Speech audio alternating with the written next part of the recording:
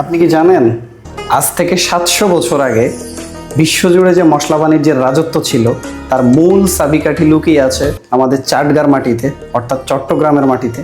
ইতিহাস ঘাঁটলে দেখা যায় 1346 সালে বিখ্যাত পরিব্রাজক ইবনে বতুতা যখন আরব থেকে চাটগার মাটিতে আসেন, অর্থাৎ চট্টগ্রাম বন্দরে আসেন, তখন এই অঞ্চল থেকে ইউরোপ এবং বিশ্বের অন্যান্য প্রান্তে এই অঞ্চলের প্রিমিয়াম মশলাগুলো রপ্তানি হতো। পরবর্তীতে 1528 সালে পর্তুগিজরা আমাদের এখানে আসার পর আমাদের সুগন্ধি মশলার সাথে যুক্ত হয় ইউরোপীয় রন্ধনশৈলী এবং সিরকা বা ভিনেগার দিয়ে খাবার সংরক্ষণের সেই আদি কৌশল। আমাদের নিজস্ব খাঁটি সরিষার তেল এবং তাদের প্রাকৃতিক প্রিজারভেশনের সেই টেকনিকের মেলবন্ধনে চট্টগ্রামের আচার ও খাবার হয়ে ওঠে জগৎ বিখ্যাত। ফ্রিজবিহীন সেই যুগে প্রাচীন ভারতবর্ষের সবচেয়ে আভিজাত্যপূর্ণ গুরমেট খাবার ছিল আচার।